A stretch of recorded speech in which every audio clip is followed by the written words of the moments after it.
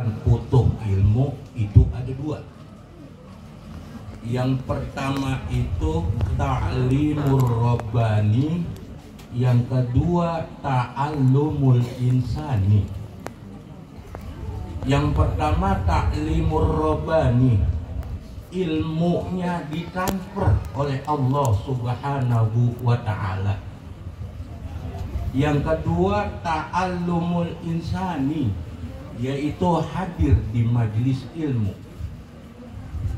Ta'limur rabbani, agar kita mendapatkan ilmu ditransfer oleh Allah Subhanahu wa ta'ala, kudu melakukan riyadhah, kudu melakukan tirakat, yaitu dengan membaca zikir-zikir seperti kita nih setiap malam Sabtu. Ini bagian dari ta'limur rabbani. Nanti ilmu akan ditransfer oleh Allah Subhanahu wa ta'ala. Ilmu yang kita tidak ketahui itu nanti ditransfer oleh Allah Subhanahu wa ta'ala. Dan yang kedua itu ta'allumul insani, yaitu hadir di majelis ilmu ini kudu datang ngaji. Ta'limur rabbani kita lakukan, ta'allumul insani kita lakukan, maka akan mendapatkan utuh ilmu dari Allah Subhanahu wa ta'ala. Sekalipun orang itu tidak bisa baca, tidak bisa nulis, tapi bisa menjadi ulama, bisa menjadi seorang wali.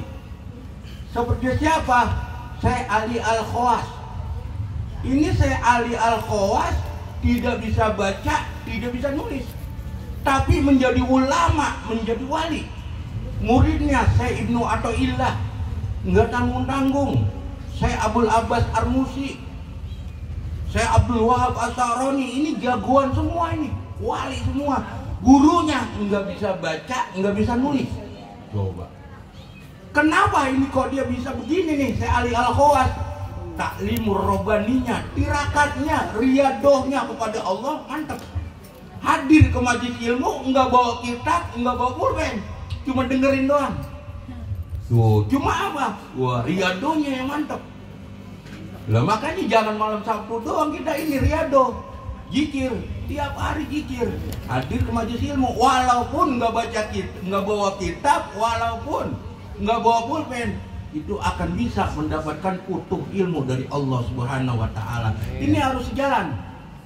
Ta'limur rabbani, zikirnya kita rajin, dan juga ta'allumul insani, hadir ke majelis ilmunya rajin, walaupun nggak bawa kitab, walaupun nggak bawa pulpen, dengerin doang. Abu Hurairah, ini perawi hadis, sahabat yang paling banyak, nggak bisa baca, nggak bisa nulis, tapi dia sering hadir di majelis Rasulullah. Cuma dia dengerin doang pakai kupingnya. Loh, jadi dia tuh Abu Hurairah paling banyak hadis diriwayatkan oleh beliau. Makanya ada kitab namanya Al-Ulamaul Ummiyun. Ini suatu kitab yang para ulama tidak bisa baca, tidak bisa nulis, tapi jadi ulama, tapi jadi wali. Siti Nafisah, gurunya Imam Syafi'i, ini nggak bisa baca, nggak bisa nulis, riyadhahnya kuat, tirakatnya kuat, ngajinya gua rajin, tapi nggak bawa kitab, nggak bawa pulpen, jadi ulama, jadi wali. Siti Nafisah, gurunya Imam Syafi'i yang wanita cuma dia doang nih. Imam Syafi'i ngaji sama Siti Nafisah masalah darah, masalah haid, masalah nifas. 3 tahun Imam Syafi'i ngaji masalah nifas, masalah haid. Coba. Nah, ini ustaz baru ngaji keduaan. Wah, masalah haid nifas ini masalah paling rumit. Makanya Imam Syafi'i ngaji langsung kepada Siti Nafisah 3 tahun, nggak tanggung-tanggung. Masalah haid, masalah nifas dikaji sama Siti Nafisah. Gurunya Siti Nafisah nggak bisa baca, nggak bisa nulis, riyadhahnya mantep. Tuh, ini wanita nih, sebulan 3.000 kali hatam Quran. Sebulan. Ini wadon, Bu. Sebulan berapa kali, Bu? Ya Allah, ini Siti Nafisah sebulan 3.000 kali hatam Quran. Ya Allah, kali kita sekali aja buat kita orak sebulan. Ini Siti Nafisah di dalam rumahnya gali kuburan. Kuburan dia gali, dia sholat di situ, dia ngaji di situ. Gitu. Gak sebulan 3.000 kali hatam coba. Dia ibadahnya situ, baca Quran di situ. Makanya keramat dia. Suatu saat di Sungai Nil ini kagak ngalir. Ini para ulama-ulama di Mesir kumpul semua pada doa, pada wirid. Enggak ngalir ini Sungai Nil. Kalau kayak kita apa? Kanal kagak ngalir di kanan. Kanal kagak ngalir. Akhirnya Imam Manaqib udah pada kumpul ini semuanya. Udah zikir semuanya, kok kagak ngalir ini. Datang ke Nyai Isma, wah beres urusan ini.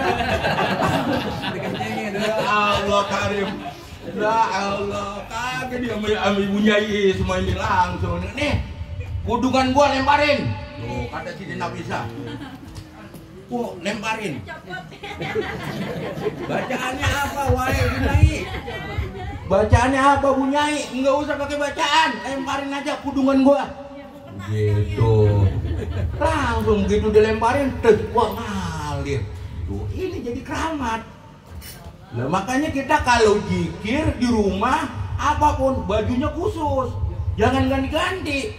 Ini para ulama-ulama dahulu begitu, wirid zikirnya khusus, baca Al-Quran khusus zikiran. Jangan hasilnya jadi apa? Keramat.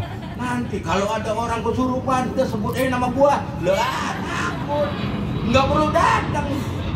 Gitu, makanya ulama-ulama begitu. Ada orang kesurupan, udah sebut nama gua, Haji Nasrullah, udah beres udah.